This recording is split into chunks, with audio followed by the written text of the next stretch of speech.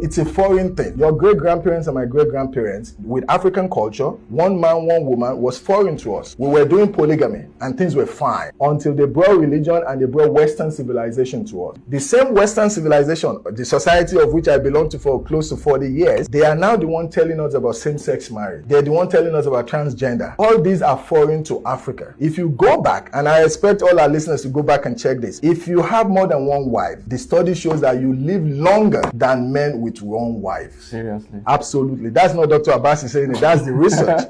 And so proven research. So you can now start asking yourself. So biologically, however, I can tell you this. Why is it that women have biological clock and men don't? She starts her menstrual period at the age of 11 or 12. She can only give birth during that time until she becomes menopausal. 50 and a half. Now we're even seeing some of them younger at the age of late 30s, 40s getting into menopause. One of the theory behind that is their estrogen dries up. Estrogen is one of the things they need. Estrogen is one of those things that make them wet, that allows them to get pregnant. But for you and I, our testosterone never dries up. If you are 80, you are 90, you're going to continuously make testosterone. So the argument I tell people is because God wants us to remain sexually active. So if my wife is menopausal, she's still going to want to give it to me, but it's not going to be the same like when she was in her 20s, because now she has lost her estrogen. The body changes, her vagina dries up because estrogen makes them lubricated. So sex is even going to become more painful to her. So why can't she allow me to have a younger side chick?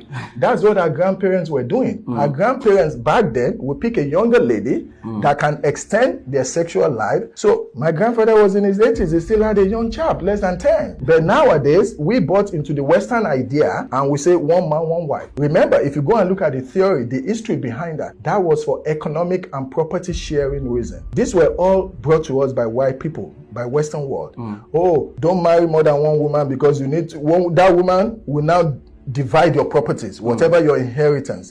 So they were coming from pure economic reasons. We did not have that issue. During the days of my great-grandparents, African economy was based on agriculture. Agriculture, the more land you have, the more people you will need to work on it. We were not thinking of to go and bring white people to come and work on our farm. We have to make children. So my grandparents had multiple wives, and that was how we survived. And the family, I grew up in a polygamy home. So I think it's a mindset that has made people believe that it's just one man, one wife. And then when if you go try to bring in another wife, jealousy comes in, altercation. People believe that when you have more than one wife, the family is not going to be at peace, disturbance, destruction, and all of that. Is it possible? Which one happens more? Is it when you have more wives, chaos, destruction, jealousy, envy happens? Or when you have one wife, it keeps you much longer? Because they say having more keeps you more.